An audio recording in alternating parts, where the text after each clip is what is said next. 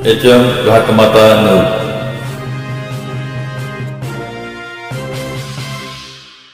मी सध्या आटपाडी नगरपंचायतमध्ये आहे। साधारणतः 9 वाजून गेलेले आहेत। तर आटपाडीतील सोशल इंजिनियर म्हणजे जे सोशल सभे म्हणजे म्हणते त्यांना सकाळपासून 9 पासून 12 तास हे 2 इंजिनियर इथं बसले। तर आटपाडीचा CEO वैभव हजारे सकाळपासून गायब आहे। पाठीमागे एकदा मी 28 ते 27 तारखेला आलो तेव्हा मी यांना स्थळ पाणीचं पत्र मी द्यायला होतं। नंतर ह्या कुठल्याही प्रेशर म्हणजे कुठल्या लोकप्रतिनिधी प्रेशर केलं ते टेंडर कॅन्सल केले। त्याच्यानंतर आता नवीन टेंडर काढलं।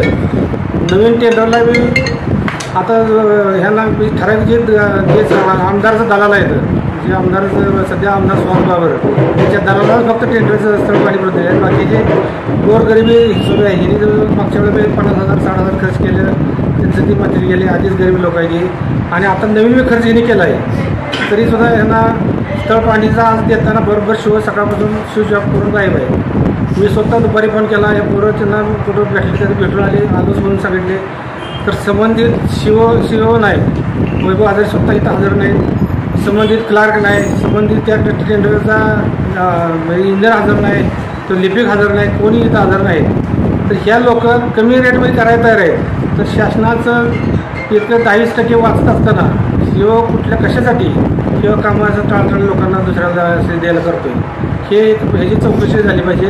आणि वैभव हजारेंच्या काळात जी कामं झाली जेवढी कामं झाली ते टेंडर झालं असेल किंवा प्रोसेस झालं असेल किंवा आटपाडीच्या बाजाराचा निलाव असेल काही खरेदी देवाबंदी खरेदी जेवढी जे काही झाले त्याचे पूर्ण सगळी चौकशी करून शिवावर कारवाई केली पाहिजे, संबंधित कारवाई केली पाहिजे। ही आमच्या आटपाडी गावकऱ्यांची सगळ्यांची मागणी आहे। काहीला कामं न करताच बिल काढली आणि सध्या असं कळतं आहे ह्यातल्या लोकप्रतिनिधीला 30-40% मध्ये दलाल खाणार वेगळं, कॉन्ट्रॅक्टर वेगळं, कामाला ॲक्च्युअली लाखातलं 15-20 हजारच जाते। बाकी सगळं पैसे ही सगळं दलाल खायला आले आणि त्यात सगळं जायचं लोकप्रतिनिधी सगळं सामील आहे त्यात बऱ्यापैकी। तर शिव वैभव हजाराला केवळ जनतेचा सेवक नसून हे सुहास बाबराचा घरगडी असल्यासारखा हे काम करतो सध्या।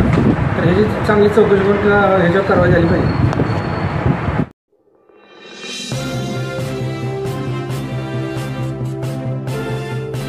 HM घाटमाता news.